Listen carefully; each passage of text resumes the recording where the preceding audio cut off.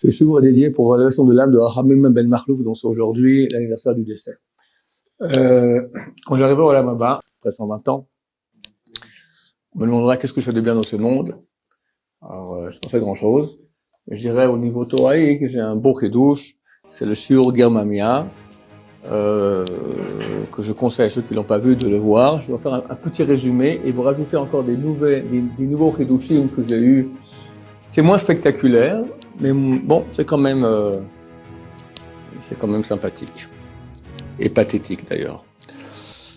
Alors, les questions de Germamia sont en gros comme ça.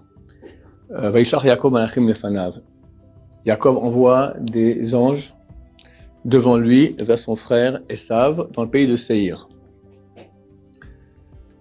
Les anges reviennent, disent, et lui dit en passant, j'ai avec moi un bœuf et un âne.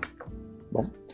Les anges reviennent, disent, il y avait 400 hommes avec lui, et c'est marqué que Vayira Yaakov Me'od, il a eu très très peur, Vayetzer Lo, ça lui fait très mal, et il a partagé tout le monde qu'il avait, les animaux, etc., en deux camps, disant, si viendra Esav va attaquer un des camps, le deuxième sera sauvé. Jusqu'à là, on va voir la suite. La question que je pose, la première que je pose, c'est que c'est faux. Il n'a jamais fait ça. Il n'a jamais partagé son camp en deux. Jamais. Et c'est très étonnant parce que c'est marqué que oui. Il dit, j'ai peur que Esav vienne maintenant avec 400 hommes, il va vouloir faire nous tuer, donc je partage en deux. Et donc, qu'est-ce que je fais? Je mets une partie là, il a mis l'autre partie à 24 heures de route. En tout cas, pas ensemble. Quand on voit qu'ils rencontrent Esav, ils sont tous ensemble. C'est marqué aussi le même mot, Vayachas, il a partagé. Et c'est marqué, il a mis au premier rang les fils des concubines, après les fils de Léa, et en dernier rang, Rachel. Et lui, il passe devant et se prosterne. Et Esav dit, qui sont tous ces gens-là? C'est marqué, Esav a levé ses yeux, il a vu les femmes, évidemment, et il a dit, qui sont tous ce monde-là? C'est la famille que Dieu m'a donnée. Donc ils sont tous là. Donc comment tu me dis qu'il a séparé? C'est une absurdité, c'est très bizarre. Personne n'en parle. Le seul qui en parle, c'est le Emek Davar. Lui dit, il a voulu les séparer. Mais pour finir, il n'a pas fait. Moi, j'ai une explication qui n'est pas tout à fait d'après le sens simple. Alors, Emek Davar, il est obligé de donner une explication, mais c'est vrai que c'est dur à accepter. Alors quoi, on écrit maintenant la pensée qu'il a eue, il a voulu, et après il n'a pas fait. Pourquoi on nous raconte ça? Première question. Deuxième question, il est où Esav? Esav, c'est écrit qu'il a fait du kibbutz avehem. Jusqu'à aujourd'hui, le monde occidental profite de cela, parce que leur ancêtre Esav a fait du kibbutz avehem. Il a honoré son père et sa mère, où était où Yitzhak? Yitzhak était soit à Hebron, soit à Beersheba, en terre d'Israël. Bizarrement, Yaakov envoie les anges où? Dans le pays de Séhir. Rien à voir.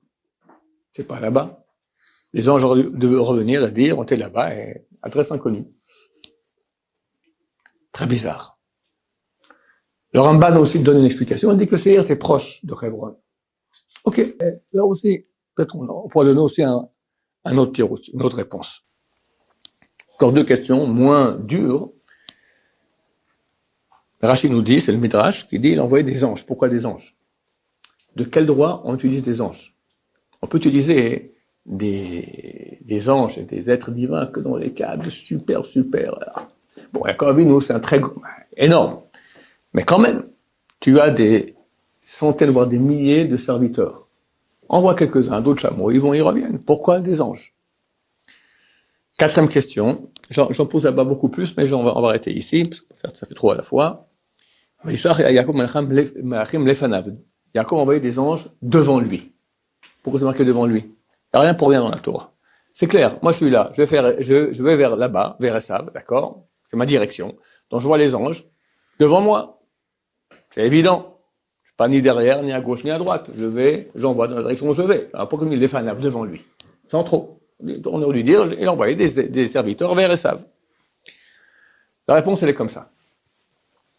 Dans la Gemara, traité Megillah, que vous avez étudié dernièrement, page 6 A et B, que le roi David cite un verset de Tehillim, on demande le sens de ce verset.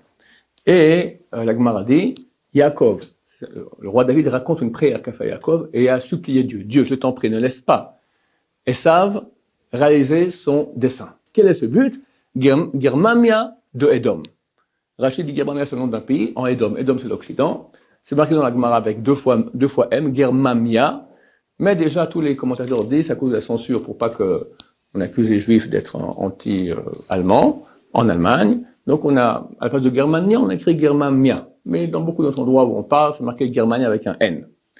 Donc, quel est le but, le dessein mauvais de Esav, à propos duquel Yaakov supplie Dieu ne laisse pas le réaliser? C'est Germania d'Edom, car s'ils sortent, ils détruiraient le monde entier.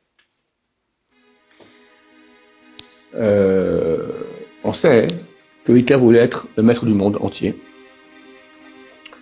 Et Germania chez Edom, on comprend qu'est-ce que c'est.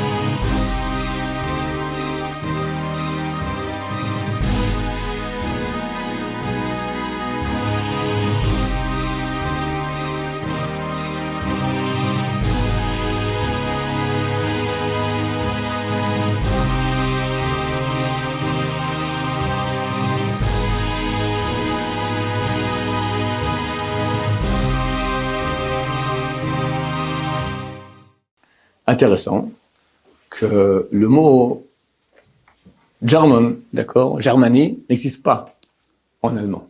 C'est pas le nom du pays. Le nom, c'est Deutschland. La capitale, c'est Berlin. Mais en 1935, 2 ans après qu'il est monté au pouvoir, Hitler a demandé à son architecte personnel, Alan Speer, de faire une réorganisation de toute la ville de Berlin, qui serait la capitale du monde, et qu'on appellerait dorénavant Germania. Intéressant de voir que ça correspond exactement à ce qui est écrit, que le dessein de Esav mauvais, c'est Germania d'Edom, que s'ils réussissent, ils détruiraient le monde entier comme en rêvait Adolf Hitler. Alors, la Gemara continue et dit il y a 300 villes, 300 ducats, un duc et un ducat, d'accord, Dukassim en hébreu, dans la Gemara, dans Germania d'Edom, 300. Et quand j'ai lu cette Gemara-là, c'était quelques années après que j'ai fini mon bac, et je me souviens encore de l'histoire que j'avais appris en histoire, et bien certains, Bismarck, ceux qui ont fait le bac dernièrement, se souviennent ou pas du tout. Il a fait l'unité allemande. Environ à 150 ans, donc il y a une unité en Allemagne, il y avait 300 villes et cités libres. 300 ducats. Extraordinaire. La Gemara dit 300, et avec eux, on aurait dit il y avait 300. Je me suis dit, mais d'où les sages d'Israël, ils savent une chose pareille. 2000 ans auparavant, la Gemara est écrite, 1500 ans auparavant, ils savent qu'en Allemagne, il y a 300 ducats, c'est quand même bizarre. Et là, ça m'a fait tilt, et c'est le tilt qui a amené à la réponse à toutes les questions qu'on a posées. C'est quoi le pays de Esav? C'est écrit que plus tard dans la même paracha, c'est marqué que Esav a quitté la terre d'Israël, est allé, il a trouvé le pays de Séhir. D'ailleurs, on voit que Yaakov envoie les anges dans le pays de Séhir. Séhir sera le pays de Esav. Le mot Séhir est constitué de la première lettre, Shin, qui vaut combien? 300. Et la lettre, c'est le mot Ir, 300 villes. Ben voilà, le nom du pays exprime ce qu'il est, 300 villes. Alors ça m'a fait tilt. Donc maintenant, quand on parle de Séhir, on ne parle pas du petit pays qui avait à côté de Hebron, on parle de l'Allemagne. L'Allemagne, Germania chez l'Edom. Et là, je comprends. Donc, Yaakov envoya des anges en avant. C'est quoi en avant? En avant dans l'histoire. Pas en avant sur le terrain. Et pourquoi des anges et pas des serviteurs à dos de chameau? Je ne vais pas envoyer à dos de chameau dans le futur. On a des anges dans le futur. Ils vont où? À la bonne adresse? Séhir. Pas voir Esav qui est près d'Yitzhak à Hebron ou à Beersheba. Il va en Allemagne. Allez voir le sale coup qu'on prépare Esav pour la fin des temps. Et là, ça m'a fait tilt. Esav, valeur numérique, Adolf Hitler. Exactement. Exactement. Les anges reviennent et disent, il vient avec toi, les 400 hommes, 400 en 2 mots, la lettre 400 c'est Taf. Je ne peux pas expliquer maintenant, c'est trop long, mais Taf, c'est la croix gammée. Taf et Taf.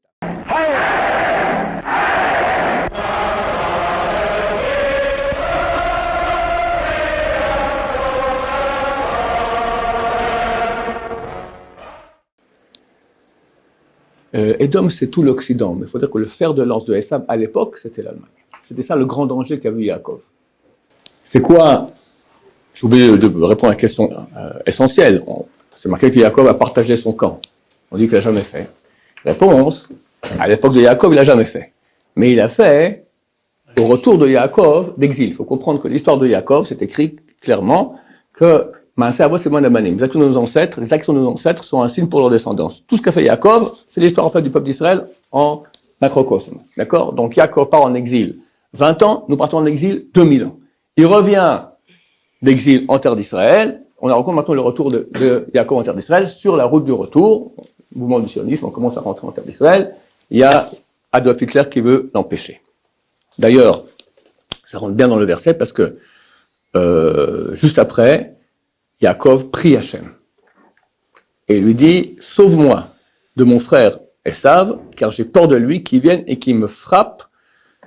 Em albanim, la mère sur les enfants. » Bon, c'est très poétique, comme ça, la mère sur les enfants, mais est-ce qu'il y a peut-être un sens plus thoraïque? Em albanim, on dit ça quand on dit quand? Em albanim. Em abanim smech, alléluia. Tous les Rosh Chodesh ont été élim. Que dit Rashi là-bas? Em, c'est la Shrina. Sur les enfants, c'est le peuple d'Israël qui revient en terre d'Israël. La Shrina est contente. Em smech, alléluia. Elle est heureuse parce que maintenant, Dieu est en train de ramener tous les enfants sous son giron à Jérusalem. Donc, Esav veut empêcher cela. Yaakov voit, alors il prie. Et j'ai peur maintenant qu'il va venir ici à Jérusalem me frapper. La Shrina et les enfants qui sont en train de revenir. On est en plein retour maintenant en terre d'Israël. J'ai peur qu'il vienne à ce moment-là pour nous anéantir. Effectivement, Hitler est arrivé jusqu'en Égypte avec son général de l'Africa Corps, Rommel, d'accord, et a été la première défaite allemande de la guerre. C'est pas Stalingrad comme les gens croient en 43, c'était le 1er 2 novembre 42 en Égypte. À l'Allemagne.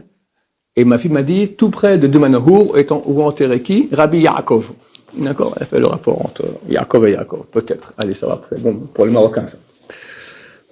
Alors, en tout cas, Yaakov prie, je t'en prie, sauve-moi de Esav qui veut maintenant tuer la mère sur les enfants. Ça correspond tout à fait à la réalité du retour, que Hitler voulait empêcher cela. Alors, ça veut dire quoi qu'il a partagé? C'est que Yaakov, qui est avec nous en exil, c'est parce que notre grand-père Yaakov qui est avec nous, il est là, nous sommes son troupeau, et lui, il est le berger. Il a partagé le camp en deux, que si ça vient pour amener une Shoah sur tout le peuple d'Israël, une partie sera sauvée, une partie sera détruite. Et cette année, j'ai eu un petit chidouche, l'année passée, la vérité. Rachi pose une question ici. Il dit, le mot machane, dans le même verset, une fois au féminin et une fois au masculin.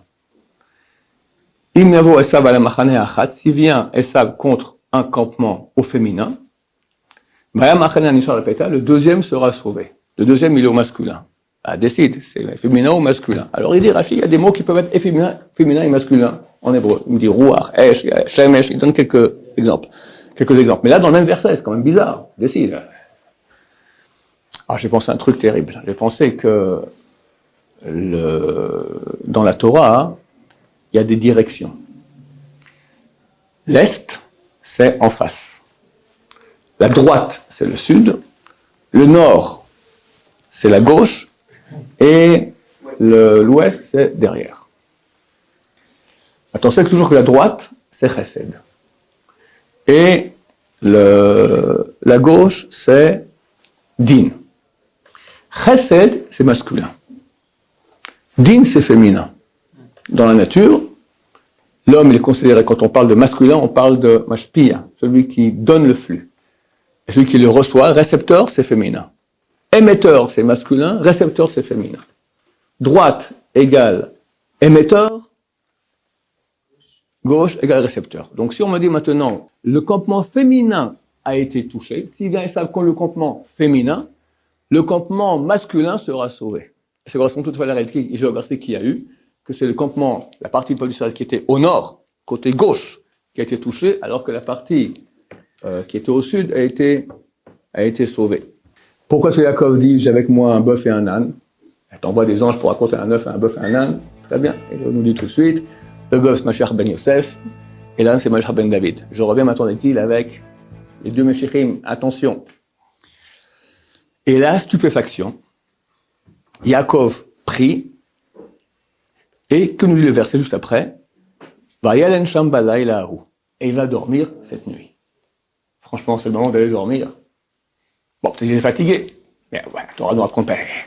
On raconte qu'il dormir, tu aussi voir le coiffeur, il va boire un café, enfin, ça n'a rien à voir. Tout qu'il se lève, il se lève, Vaikar minaba beyado, il a pris, et c'est même pas marqué qu'il s'est levé, la vérité. Même endormi, on dirait. Vaikar minaba, il a pris qu'il y avait des proches de sa main, Mincha l'Esav arrive, un cadeau pour son frère Esav. Et il envoie maintenant des bestioles. On nous dit combien? 200 chèvres, 20 béliers, 200 brebis, 20, etc., etc. Intéressant en passant qu'il y a 8 mots dans ce verset, tous, ce verset de toute la Torah qui finit tous par la même terminaison, Yud Mem. Izim Mataim, Tiashim Esrim, Rechelim Mataim, Ve'elim Esrim. Pourquoi il envoie cela? Pour amadouer Esav. Il y a un petit signe ici, c'est 8 terminaisons, chaque terminaison Yud Mem, ça vaut 50. Fois 8, ça fait 400. Ça veut dire qu'il a payé le tribut du mal. On sait que les forces du mal, c'est toujours 400. Abraham Avinu va acheter à Ephron, pour 400 shekels de Marpella. Ephron, valeur numérique, 400. Les forces du mal, c'est toujours 400, il faut savoir. D'accord? Donc, il paye le tribut pour calmer Esav. Miracle, il y avait plus de 400. Il y avait, ici, cette terminaison, c'est 400, mais combien de bêtes il y avait? 580. Miracle, bizarre. Esav avait 400 hommes. Combien il a payé chaque homme pour venir? C'est des mercenaires, c'est des soldats, ils vont peut-être mourir, il faut les payer. Combien on leur paye? Hein? Au moins 10 chèvres, au moins, je sais pas moi, 50 chèvres, c'est le minimum. Yaakov envoie 580 bêtes, et tout d'un coup, Esav est tout content. Il vient pour le tuer, il vient, il embrasse, c'est mon frère. Qu'est-ce qui s'est passé? 580 bêtes, c'est ça qui a calmé Esav, mais c'est l'histoire des schtroumpfs, là, c'est Walt Disney, c'est pas normal, c'est un truc qui cloche. C'est pas 180 bestioles qui vont calmer Esav.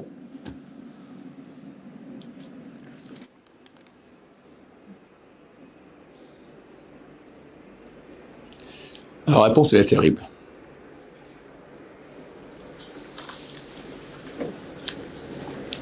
Je vais expliquer pourquoi la Shoah, c'est pas mon sujet du tout. Mais en tout cas, il y avait un décret terrible d'anéantissement du peuple d'Israël. Et on a payé un tribut terrible, mais on a été sauvés. Et ça Adolf Hitler venait pour nous tuer. Nous tuer. Et il était proche d'arriver à Jérusalem et c'était terminé. Arrivé à Jérusalem, c'était terminé. C'est un miracle qu'il n'est pas arrivé. Néanmoins, il y a eu 6 millions de Juifs qui sont morts dans la Shoah. À mon avis, il y a un signe à cela ici dans la Torah, que le nombre de bêtes qu'envoie Yaakov à Esav, c'est 580. Le chiffre le plus grand qu'il y a en hébreu, c'est 10 000. T'as 1, t'as 10, t'as 100, t'as 1000 et t'as Revava. Revava, c'est 10 000. Alors, un rapport entre chaque bête égale 10 000. Ça nous ferait en tout 5 800 000. D'après le livre Le Must sur la Shoah, Raoul Hilberg, la destruction des Juifs d'Europe, de Raoul Hilberg, il a fait le compte. Chaque convoi de il arrive à 5 800 000 tués par les nazis. Exactement le chiffre qui est écrit ici.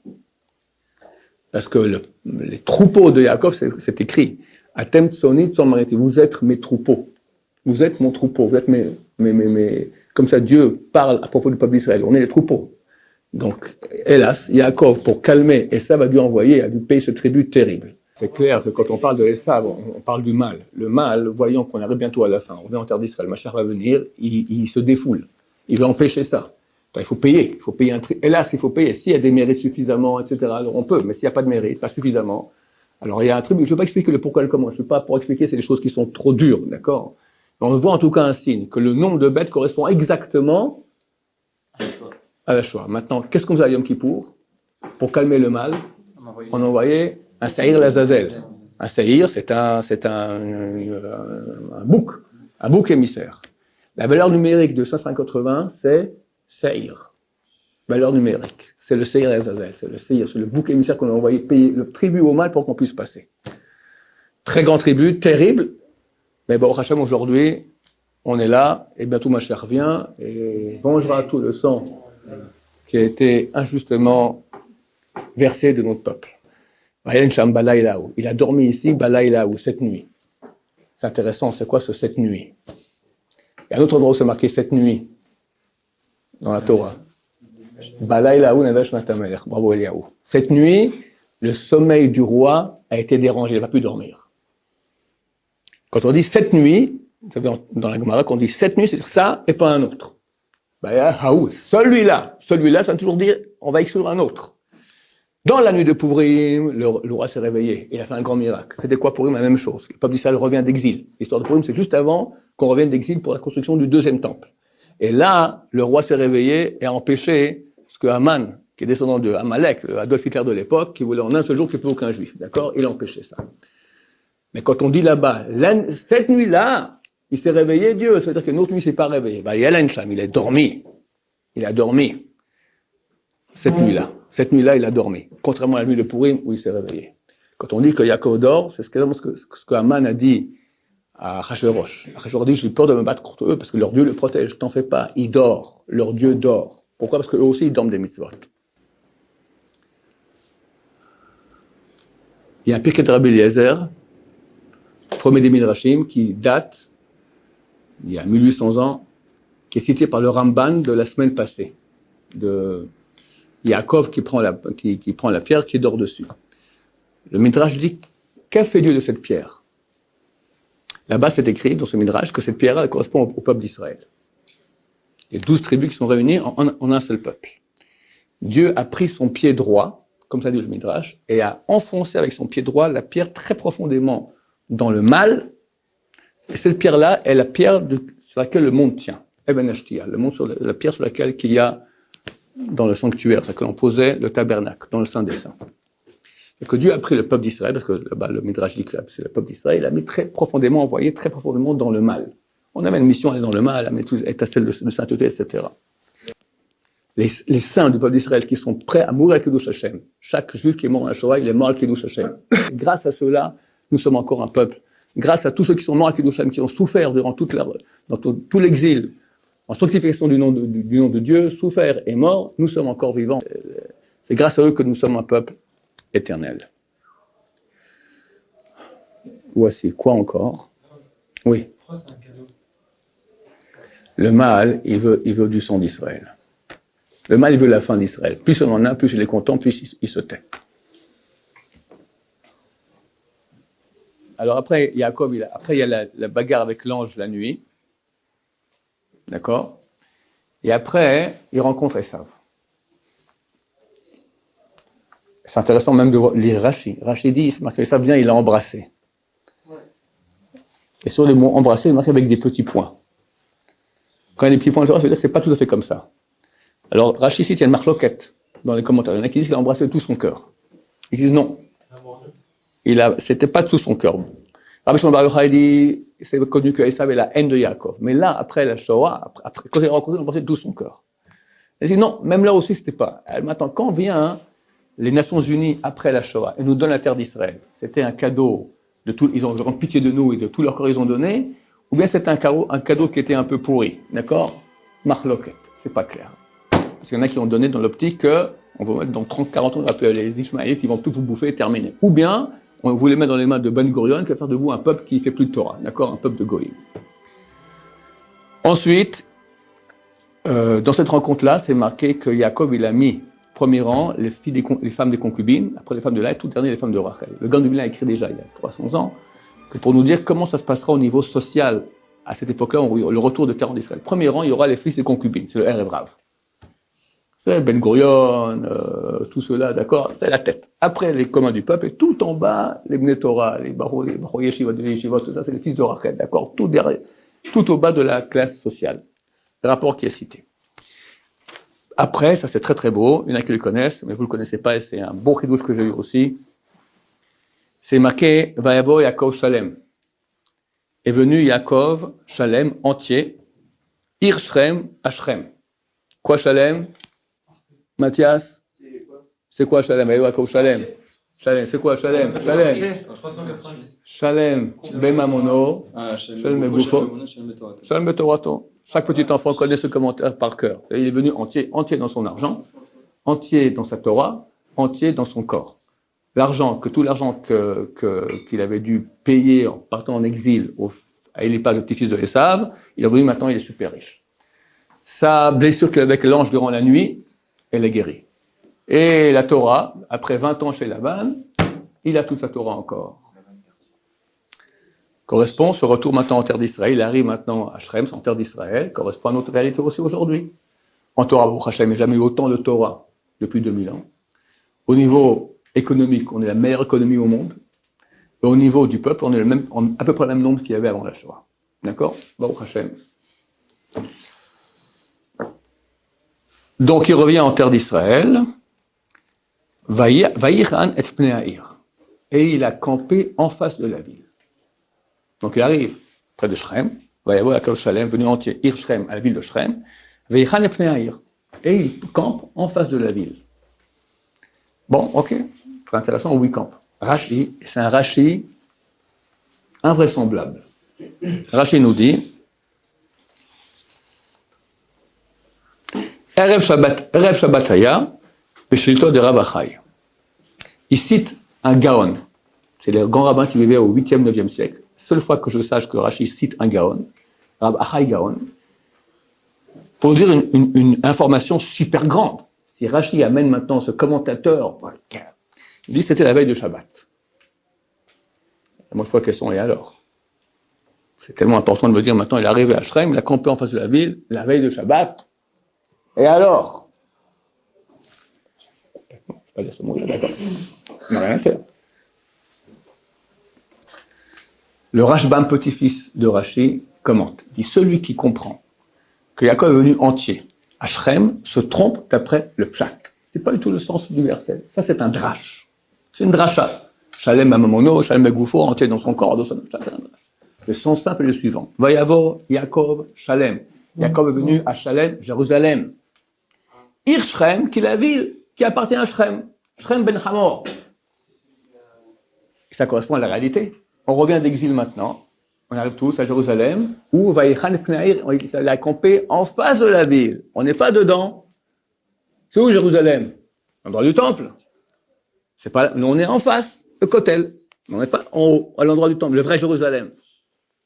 Quand c'est Erev Shabbat, veille de Shabbat. C'est quoi veille du Shabbat? Veille du Shabbat universel, avant la Géoula. Et un jour, messieurs, je fais Boykala, Shabbat Malketa, ting! Ça m'a fait un tilt supersonique. Ok, c'est quand ce Erev Shabbat? C'est veille de Shabbat. C'est quand? Je mets ça parce que tout le monde sait c'est quoi la suite. Ouais, veille de Shabbat, ok, mais quand? Bon, alors faisons un calcul, c'est quand Shabbat? Shabbat, non. C'est quand vendredi finit, c'est samedi. C'est le 7e jour, c'est l'an 6000. L'an 6000, on commence le 7e millénaire. L'an 6000, c'est Shabbat. C'est quand Erev, la veille? Oui, mais combien? Tout? Non, Erev Shabbat, c'est un peu avant Shabbat. Combien? Il faut prendre la valeur numérique du mot Erev. Ain, c'est 70, Resh, c'est 200, Bet, c'est 2. Ça fait 272 ans.